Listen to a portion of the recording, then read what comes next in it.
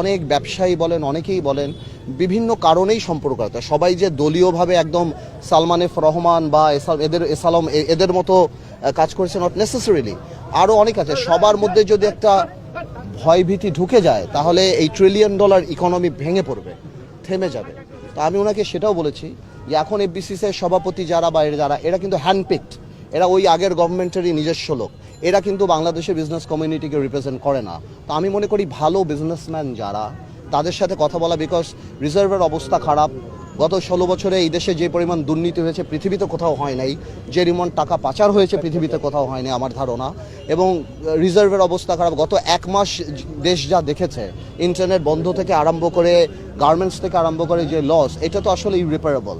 তো আমরা তো আর অত বড় লোক কোনো দেশ না, অত ধনী কোনো দেশ না যে এটাকে আমরা হ্যান্ডেল করতে পারবো। এখন যদি এই ফিয়ার ফ্যাক্টর কাজ করে, এখন যদি সাধারণ বিজনেসম্যানরা, সাধারণ ব্যবসায়ীরা যদি ভয় পেয়ে যায়, তাহলে কিন্তু ইকোনমি একদম ফল করে যাবে এবং এই দেশের আরও অসুবিধা হয়ে যাবে। তো আমি রাষ্ট্রপতিকে এই কথাটা বলেছি, মহামান্য রাষ্ট্রপতিকে, যে আপনি এই জিনিসগুলো অ্যাড্রেস করেন। এই আগের যারা সভাপতি সেক্রেটারি যারা, এগুলি সব হ্যান্ডপিক, এগুলি না।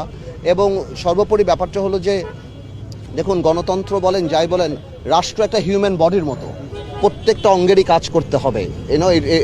একজন সাকসেসফুল মানে একটা সুস্থ মানুষ যেমন থাকে সাকসেসফুল কান্ট্রি হওয়ার জন্য, যে শুধু আমরা গণতন্ত্র আনলাম, ভোট দিলাম, সবই করলাম, কিন্তু আমার ইকোনমি ভেঙে পড়ছে, সবই ভেঙে পড়ছে, সেটা তো হয় না। তো এই সব আনুষাঙ্গিক যেই ব্যাপারগুলি, এগুলি আমি রাষ্ট্রপতিকে বলেছি যে আপনার এখন যেই দায়িত্ব বা আপনি যে দায়িত্ব নিতে পারেন নিজ থেকে, সেটা আসলে আপনার নেওয়া উচিত এবং এই কানেক্টিভিটি সাধারণ মানুষের সাথে আপনার ক্রিয়েট করা উচিত। জি, সেটা হচ্ছে যে এই যে ইন্টারিম সরকার, এই সরকারে আপনাদের কোনো পরামর্শ বা আপনাদের